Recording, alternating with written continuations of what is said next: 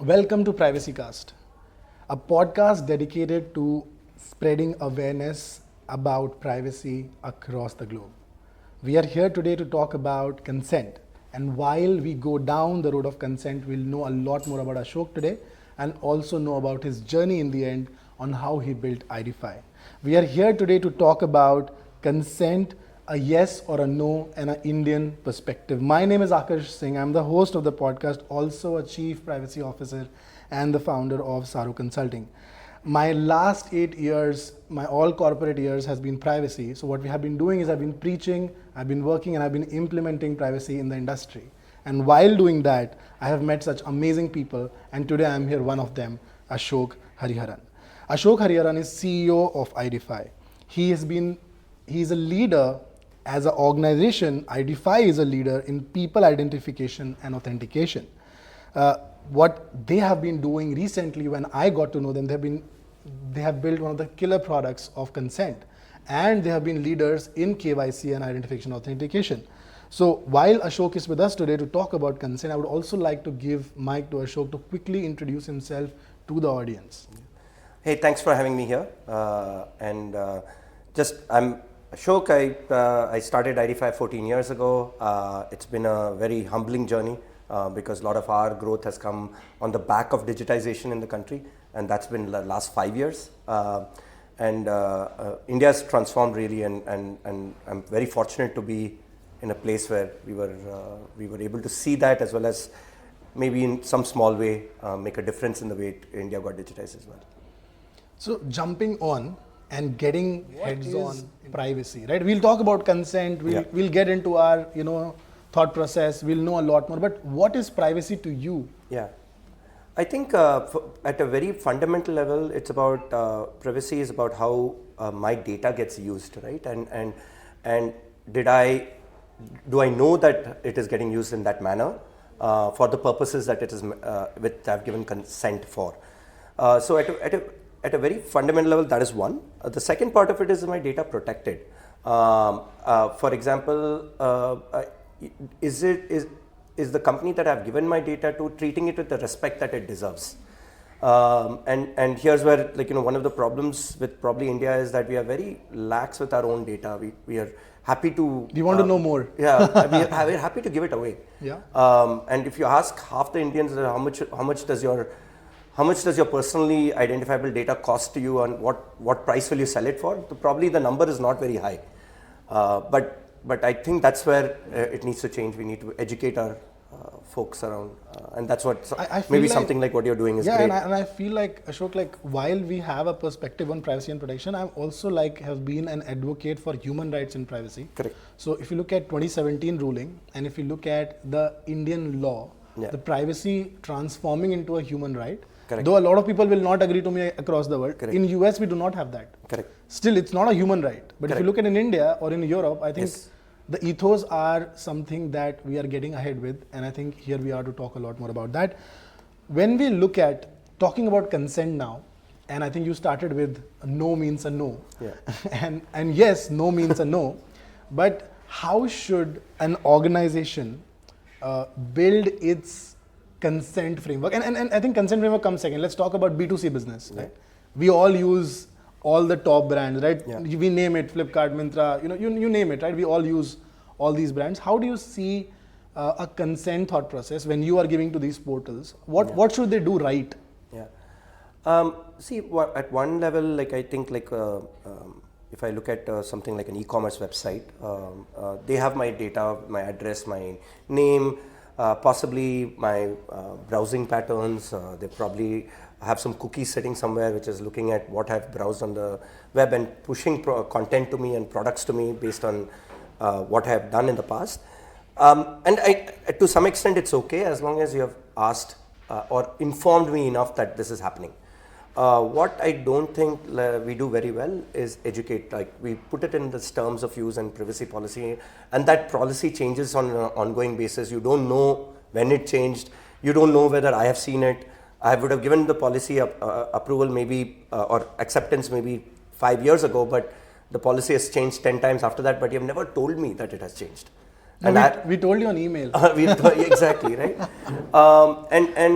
And that's, I think, at the fundamental level, like information and being educated about the fact that what is this data getting used for. That is at a very fundamental level. Second, I think, is data protection itself. Do you have the right ways to treat my data? Because if you think about data breaches, they happen largely because of very lax attitude towards how you store data, how do you protect data, how do you encrypt it, what should you encrypt, what should you not, what is sensitive, what is not. And our bill, unfortunately, or our act doesn't talk about sensitive data, but sensitive data also exists, right? Marital status might not be personally identifiable, but it is sensitive. I don't want my marital status to be openly available, right?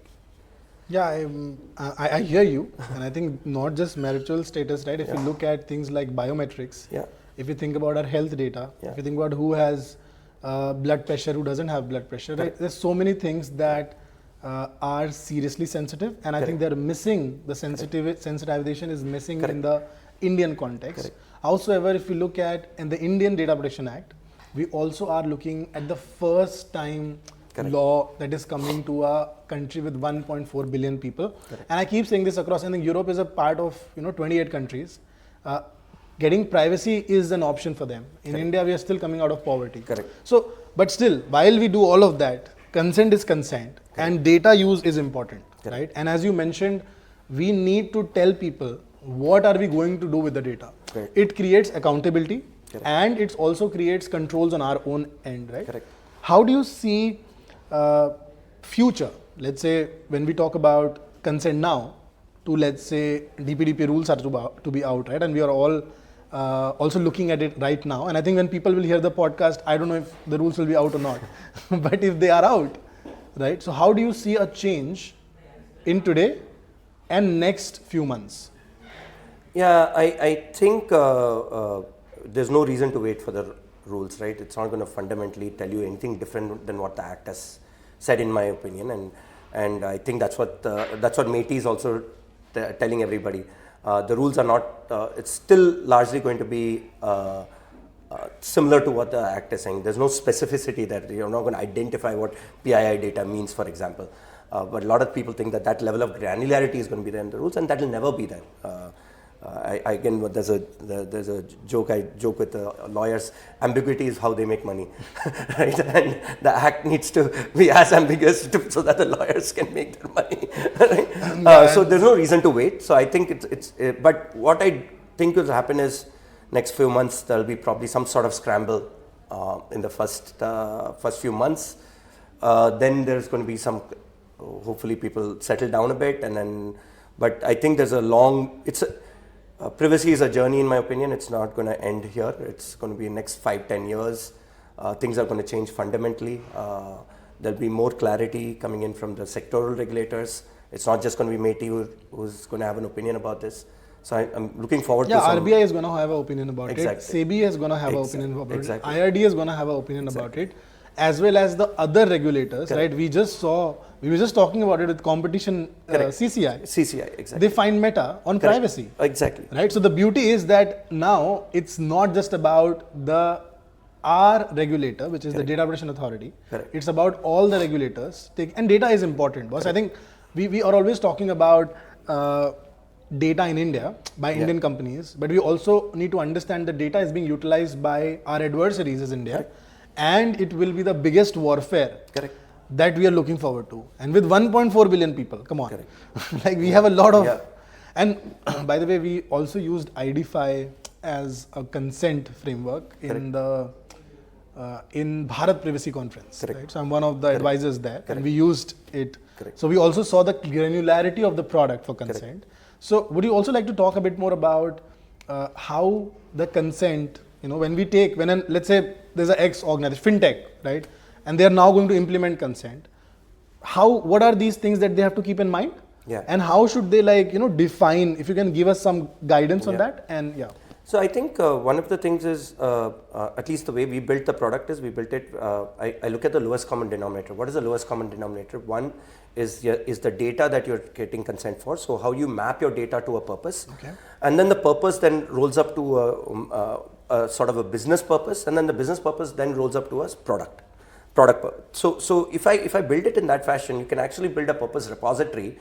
So at some level, if I'm a bank, let's say, then how should you make sure that the DPO is empowered to make sure that no random product manager can go create a purpose by willy-nilly without actually looking at what is it really meant for, and that's where the purpose repository comes into play. So I think one of the things that we thought about when we built the product was around how should the granularity of consent itself be, right? And how do you build that purpose repository? And because it's going to be very difficult if every business process you're creating a complete new purpose or new notice, right? And if you think about that way, then 22 languages, then every time you create a product or every time you change, you have to consider like reviewing each of those for those 22 languages. But what if you have a repository of just what lowest common denominator process, purposes, then that just rolls up. Then auditing and control becomes easier. So that's at the end of at how do you present a notice. Then on the other end, it is really about how do you then do the life cycle management, right? Like that's your second module. Is that as a citizen, I want to know where my data is. What are you using my data for? So I have access rights. How do you give me access to how this data has flown into your system as well as your processors? That's the second leg in my opinion, and the ability for me to delete, and it should be as easy as giving. For me to revoke consent should be as easy as for me to give consent. It should not be harder than that. At some level, I also think you don't need 72 hours to respond. You don't need 30 you don't need days 3 to months to do that. Right? Yeah. Like in the GDPR world, it's even longer. Like why is it that hard? If you're mapping your data properly and you're mapping your processes properly, it shouldn't be that hard. Because lawyers want to make. Okay, I am friends with a lot of lawyers. Me too. I am like, okay, so. And by the way, I make money because of the act as well. So we are all beneficiaries of the. To all the lawyers who are going to listen to this, guys, you're doing a great job, and we love your work. And because of you, we are here. Yeah, and we could build. Yes. Companies like consultants, we can build companies into tech. And we also make money from the same act. So it's okay. It's the same thing flowing across. So right? Please. And then finally, I think how do you do the next bit, which is processor management, right? Because I think in the GDPR world, there is no reason to do processor management because processor can get fined directly. So the granularity that our act has gone into in saying how do you make sure your processors are not treating that data wrong, I think is the third leg. And finally, breach management and data mapping, but I'll stop there.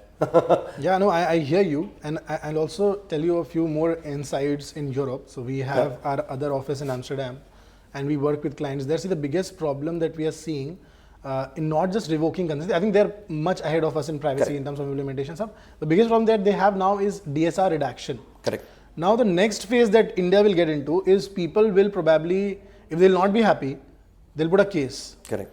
And in India, if let's say the amount of customers that people have, it's going to be a big trouble. Correct. And that is what we are really looking forward to, because accountability is not just from the data protection board. Correct. It's also from that legal proceeding or a litigation that organization is going to have. So basically, one focus is saving the organization right now from a fine. That I think I talked to a lot of people, they say to me. Second focus is that they are going to get into trouble with litigation. And the third thing, and this happened when me and I was just sitting with my marketing. I was like, guys, what people should be the most scared of?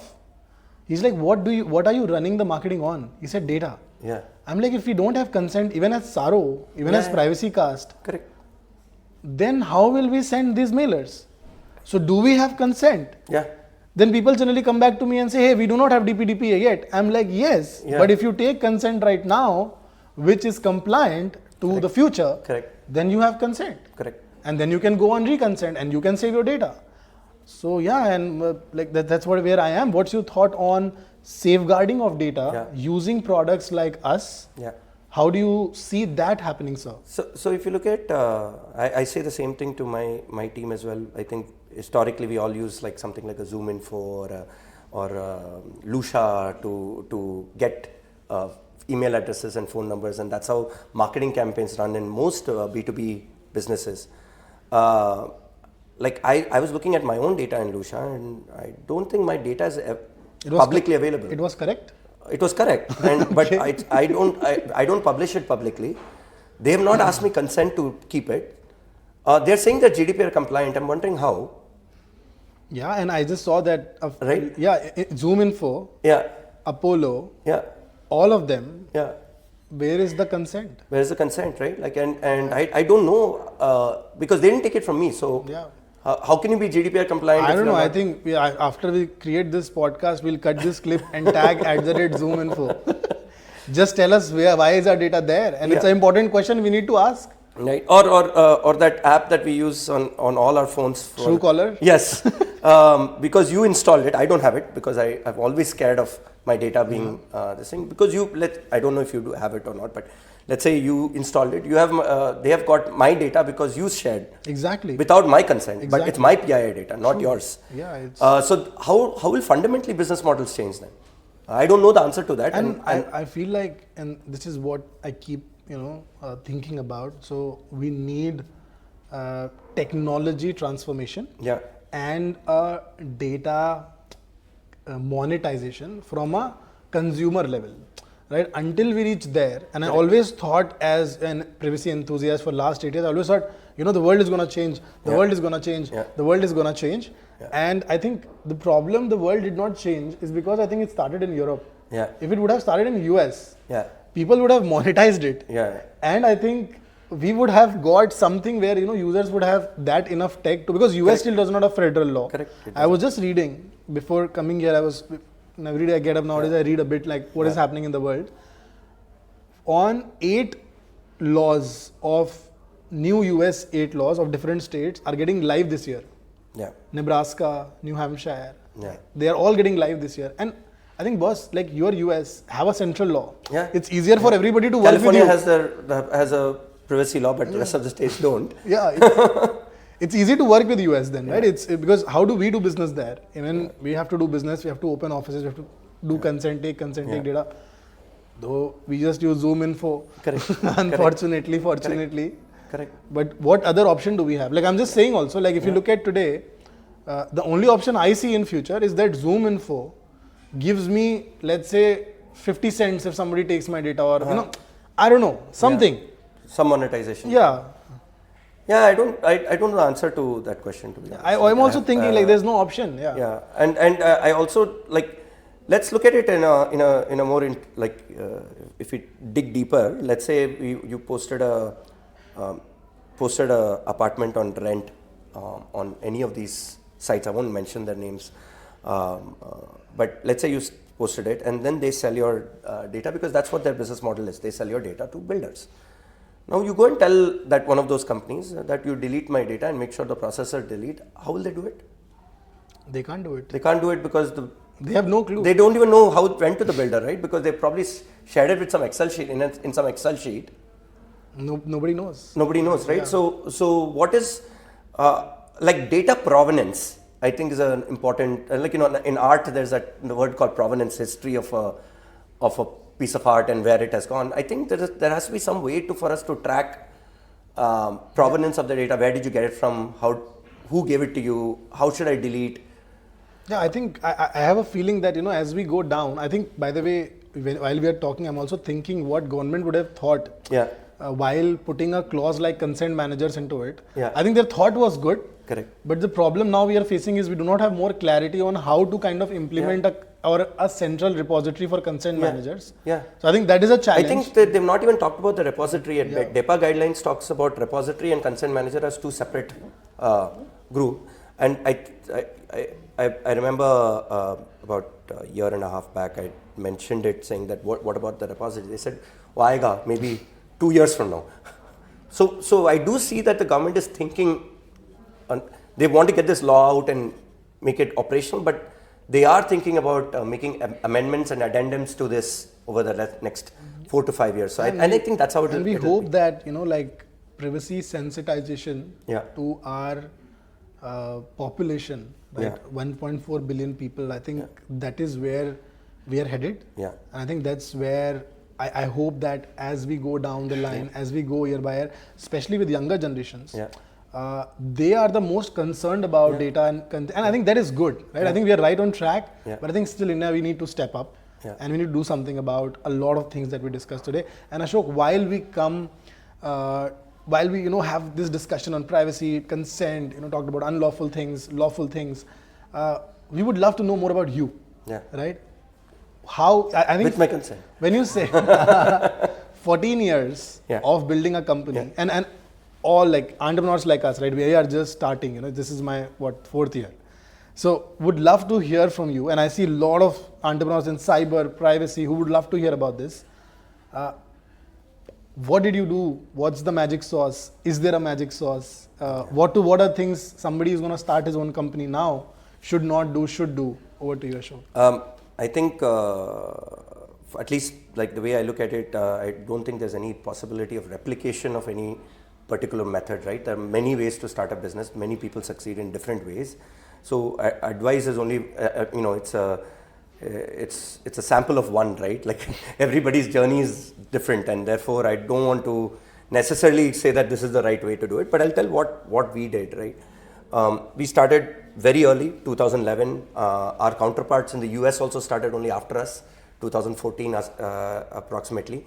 So we were early in our market in India. So that was one of our biggest problems, is that India had not woken up to authentication, fraud detection, etc. So if you remember 2011, RBI still said physical KYC is the only way to do KYC. There was no digital KYC available. So we were the first ones to come in and say, hey, here look at an electronic way of doing authentication of people. The business was, I would say, largely, we raised a little bit, very little, about $100,000. That's it. We made it last for 3 years because money was not available in the way it is available now. The startup ecosystem at that time, Flipkart had raised only $10 million. So like it isn't billions of dollars that and tech was just starting. It was starting, right? And VCs were maybe 20 in the country. So money was not available. So we had to do what we had to do to survive. We ran out of money 4 times in the journey of ID5, and we almost died. I remember maybe in 2013 we had a team of 12. We had run out of cash. We had 2 months of money left, no funding available. And I told my guys, hey guys, if you want to look for a job, I'm completely fine, but I will keep it going. I'll try to see if we can raise. I will try to get this going. But if you guys want to look for a job, I think it might be the right time to start thinking about it. And all of them said, agar doobenge to saath mein doobenge. And they told me, don't pay us a salary until you figure out the funding. And 3 months later we got funding. And I remember just thinking about it. Lot of the reason for our success has been those people who have stuck by us for the long time. I still have, out of that 12, we still have 6 of them at the company today, who have spent more than 10 years with us. And this is where I talk about it very openly about mercenaries versus patriots. Have a lot of patriots who care about the company in the company. Mercenaries also you need, who'll fight also, but there are people who'll stick by you, and somebody you need to have in your side of the ring when the fight is happening. Second, I would say is share wealth. Our ESOP pools are probably one of the highest in the country. I won't say the percentage, but we share a lot. That means enough people in the company should make money as you succeed. It's not just beyond a point what is money. It's how much you can share. Third, I think for us, the reason we have succeeded is we just lasted long enough. We lasted long enough that when regulation changed, we were there. We were there when the markets were ready. We just survived. So have grit and perseverance, because money might come and go, but if you can survive long enough, at some point luck will happen. And that's sort of what I think we have gone through at ID5. And last 5 years, it's been brilliant for us, but the first 8 years is what the humbling experience is.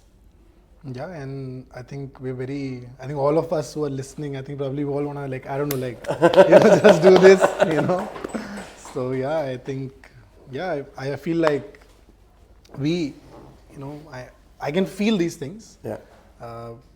because this is our 4th year. Yeah. So, and especially when you say we're running out of things, we have been running out of so many things, like, and whenever I used to go to my team and I used to know, like when we were running out, like now it's by God's grace. Now you guys are doing really well, yeah. So like big round first of year, applause on second that year, we had like 6 people, and I used to go to them and I used to laugh at. We were in Lucknow in COVID. Covid में लखनऊ में थे, तो वहाँ पे भी बहुत सारे लोग लखनऊ से ही शुरू हुए थे. तो उनसे मैं हमेशा मजाक करता था, अगले महीने सैलरी देने के पैसे नहीं है. सही में नहीं होते थे. But out of that when you're scared, but you also want to joke and just because I can't tell my parents, right? I can't tell anyone else, but I only have them, and I just can't tell them कि salary नहीं आएगी. But I'm also joking to them कि शायद नहीं है. क्या पता. So yeah, but like we've by God's grace, I think it's. No, you guys are doing well, yeah. Now, but great to meet you. Yes. And it's amazing to hear your story. Yeah. And we love the story. And I hope this, it's gonna go across India. But I don't think that's the only way to make money. Yeah. There are other entrepreneurs who've done it differently as well. Yeah, I think one thing that I'll stick with myself, Ashok, today is it's a sample of one. Yeah. And I keep saying this to people here because I have a lot of competitors that have made similar things to Saro. Yeah. And now they're following exactly the same thing. And I was just laughing and sitting with my friend. I'm like, if they keep following the same thing, then nothing is gonna happen. Correct. You have to do something else, right? You have to like find that secret sauce, right? Something is a secret, right? Or wait for the luck to happen. Yeah. But you survive long enough. That's, for me, lot of competition came and went. We just were the ones who survived the longest. And I think here we are, right? And I think one of the best KYC, one of the best authentication products in the market. I think it's a privilege to work with you. We are also partners doing more. It's a privilege to work with you. I'm looking forward to doing more and working together and partnering more in the industry. And thank you, Ashok, for coming on the show. Thank you everyone for listening to Privacy Cast. We are here. We are a bi-weekly podcast, and this is season 4. And season 4 is going to rock the world. So stay there, and we'll see you again. Thank you so much.